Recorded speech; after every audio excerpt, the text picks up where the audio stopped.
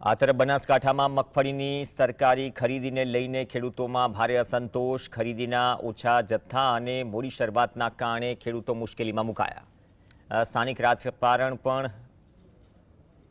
ગરમાયું છે।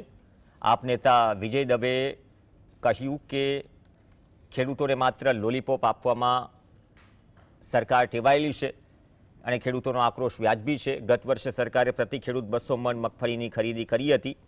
આ વર્ષે આ મર્યાદા ઘટાડી માત્ર 125 મણ કરી દેવાઈ અને ઉપરથી ખરીદી પણ મોડેથી શરૂ થઈ। ઓછા જથ્થાની ખરીદી અને વિલંબથી ખેડૂતોને ખુલ્લા બજારમાં નીચા ભાવે પોતાનો પાક વેચવાની ફરજ પડી।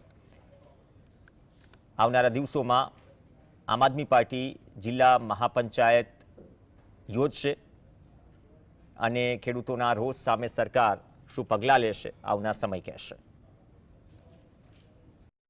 ખાસ કરીને ખેડૂત અને જે નાનો વેપારી છે, મધ્યમ વર્ગનો વેપારી છે, આ વેપારી આ બંને વચ્ચેની જે પરિસ્થિતિ અત્યારે ગુજરાતની અંદર છે ખૂબ જ દયનીય છે અને આ દયનીય પરિસ્થિતિમાં એ કોઈ ખોટું પગલું ના ભરી દે, એના મનની અંદર સાહસ રહે, એમને ટેકો રહે કે અમારી વાત કંઈક કોઈ કરવાવાળું છે। એના કારણે આગામી દિવસોની અંદર બનાસકાંઠા જિલ્લાની અંદર આમ આદમી પાર્ટી ખેડૂત મહાપંચાયત કરશે અને આ બધા જે વિષયો છે એને ઉપાડશે।